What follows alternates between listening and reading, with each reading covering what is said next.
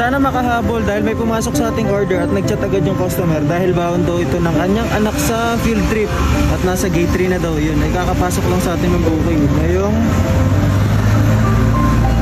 5:07 ng umaga at kakarating lang din natin dito sa may KFC dahil galing tayo dito sa may kabila. 5 to 10 minutes. Sige. At ayun na nga sabi nung crew 5 to 10 minutes daw. So update natin yung customer. In-update ko na yung customer mga 5 to 10 minutes sabi ko. Tapos binigyan na rin sa akin yung number para siya na lang dahil tawagan ko. Hiningi ko na rin yung complete details may gate 3 daw ng school ng Maris. Para pagka na-pick up na natin, tatakbuhin ko na doon tapos tatawagan ko na lang yung customer.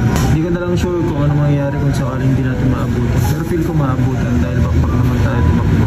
Nasunod naman yung 10 minutes, nakuha ko na at tatakbo na tayo ng mabilisan doon. Okay. Nandito na ako sa may gate 3 ng Maris at tinatawagan ko na rin yung customer, yung anak niya. Kaso naglalayong busy. Malayo pa lang ako tinawagan ko na. Tingin ko wala na ata yung anak niya kasi wala na yung mga bus dito kung field trip to. Malinis na. Hello? Ay ma'am? Ay, pwedeng dun po sa number ng anak ko tawagan kasi nasa bus siya. Tinawagan ko na po, ang kaso po line busy. Tapos wala naman na pong tao dito sa may gate 3 ng Maris. Alam? Opo. Baka nasa kabilang gate sila. Ano po yung may mga bus. Nakabus po sila ma'am? Mga nakabus? Oo, nakapila yung mga bus dyan sa tapat. Abutan kasi kahit isang bus wala po dito sa labas kahit hindi na dyan pa sila, kausap po siya sa kabila. Ano pa? Baka nasa kabilang gate. Sige po, sa may exit po, puntahan ko po sa may exit. Sige, wait lang, anahin ko rin siya. Paki-contact din ma'am, salamat po. Thank you. Bali, ayun nga guys. Wala na kasi mga bus dito. Ayun, linis na. Tapos tignan ko na lang doon sa may exit. Pero feel ko kasi pag field trip dito lang sa harapan eh. Dahil itong exit gate ay sarado to eh. Wala nang kabas-bas sa loob.